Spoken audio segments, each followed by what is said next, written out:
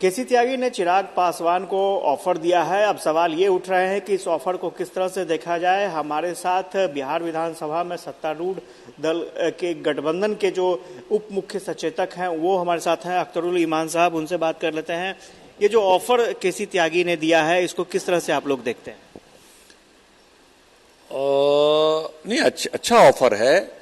और अभी जो स्थिति है तो हम लोग चाहते ही हैं। कल जो तेजस्वी जी और राष्ट्रीय जनता दल ने जो बुलाया इफ्तार पार्टी, उसमें चिराग पासवान जी को बुलाया और तमाम लोगों को बुलाया जो एक विचार के लोग हैं।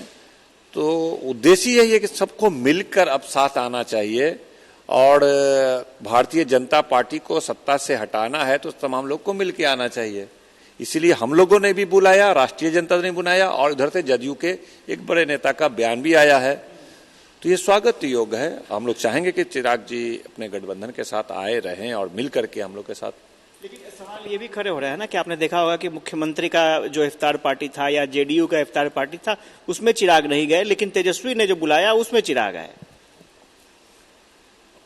हाँ, तो उसमें चिराग जी को वो एक सरकारी कार्यक्रम था मुख्यमंत्री जी के यहाँ, उन्होंने बुलाया नहीं बुलाया इसकी जानकारी नहीं कि बुलाया और चिराग जी नहीं गए।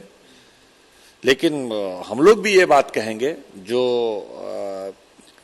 जदयू के लोगों ने कहा है कि चिराग जी को और तमाम लोगों को, पूरे देश में तमाम दलों को एक साथ आना चाहिए, जो इस बात से सहमत हैं कि भारतीय जनता पार्टी के हाथ में देश सही ढंग से नहीं चल पा रहा है, सही तरीके से विकास नहीं कर पा रहा है और जो नफरत घृणा का जो वातावरण है, अगर जो सहमत हैं। रामविलास पासवान जी भी एक सेकुलर नेता थे, शरद यादव जी भी एक सेकुलर नेता थे, परिस्थितिवश भाजपा के साथ चले गए थे। नीतीश कुमार जी भी एक सेकुलर नेता के रूप में, समाजवादी नेता के रूप में, ये तीनों बड़े नेता समाजवादी, सोशलिस्ट और सेकुलर रहे हैं, परिस्थितिवश भाजपा में गए। आज सबको एहसास हुआ कि भारतीय जनता पार्टी मुनासिब नहीं। देर सवेर सिर्फ लालू जी को छोड़ के सारे लोग उधर गए, लेकिन देर सवेर सबको यह एहसास हुआ कि भारतीय जनता पार्टी मुनासिब नहीं है, उनकी जो नीति है उसके साथ खड़े रहना। सब लोग हटे, शरद यादव जी पहले हटे, नीतीश कुमार जी हाल में हटे, चिराग जी भी अभी नहीं है साथ में। चिराग जी को भी इधर आना चाहिए और मिलजुल करके केंद्र में सरकार बनानी चाहिए। आपको याद होगा कि चिराग पासवान क्या कहा करते थे? चिराग पासवान कहा करते थे कि वो नरेंद्र मोदी के हनुमान है। तो आपको लगता है कि नरेंद्र मोदी के हनुमान को आप लोग अपने पाले में लाने में सफल हो पाएंगे? देखिए, चिराग पासवान जी एक युवा नेता हैं, उनको बड़े परिप्रेक्ष्य में सोचने की आवश्यकता है।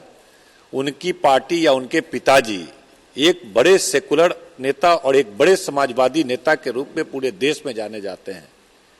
इसीलिए और वैसे तमाम सेकुलर और समाजवादी नेता आज भारतीय जनता पार्टी को नापसंद कर रहे हैं। अब चिराग जी किसी निजी कारण से किसी एक उनके नेता का तारीफ कर रहे हैं तो उनको विचार करना होगा। ठीक है, उनका नीतीश कुमार जी से किसी कारण से ना बने वो अलग चैप्टर है, तेजस्वी जी से ना बने, हमसे ना बने, उनसे ना बने, एक अलग चैप्टर है।